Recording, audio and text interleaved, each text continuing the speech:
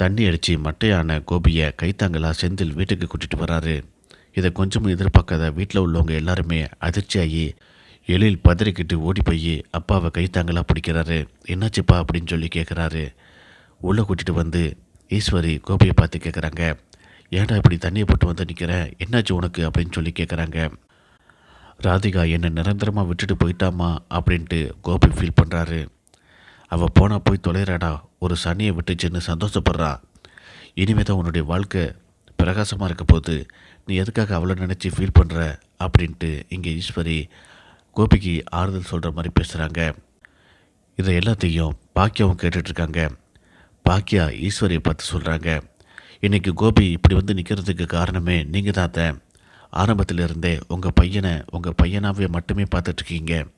அவருக்கு கல்யாணம் ஆயிடுச்சு, அவருக்குன்னு ஒரு மனைவி இருக்கிறா, பிள்ளைங்க இருக்குது அப்படிங்கிற மாதிரி நீங்கள் பார்க்க தவறிட்டீங்க.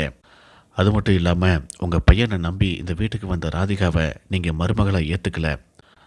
அதுக்காகத்தான் பொறுத்து பார்த்த ராதிகா தன்னுடைய பொண்ணுடைய வாழ்க்கை நல்லா இருக்கணும் அப்படிங்கிற காரணத்துக்காக இப்படி ஒரு முடிவெடுத்துட்டு போயிட்டாங்க. இப்போ உங்கள் பையன் தனிமரமாக நிற்கிறாரு. இந்த நிலைமைக்கு முழு காரணம் நீங்கள் தான் அப்படின்ட்டு பாக்கியா சொல்கிறாங்க. அது மட்டும் இல்லை, கோபி மேலேயும் தப்பு இருக்குது. கோபி மனைவி அப்படின்னா மனைவிக்கு உரிய மரியாதையும் முக்கியத்துவத்தையும் ஆரம்பத்திலிருந்தே கொடுக்க தவறிட்டார். அதுவும் இதுக்கு ஒரு காரணம் அப்படின்ட்டு பாக்கியா பேசுகிறாங்க. ஈஸ்வரி திரும்பவும் அப்போ போனால் போயிட்டு போகிறாடா, இனிமே தான் உன்னோட வாழ்க்கை பிரகாசமாக இருக்க போகுது அப்படின்ட்டு திரும்ப சொல்லிகிட்ருக்காங்க.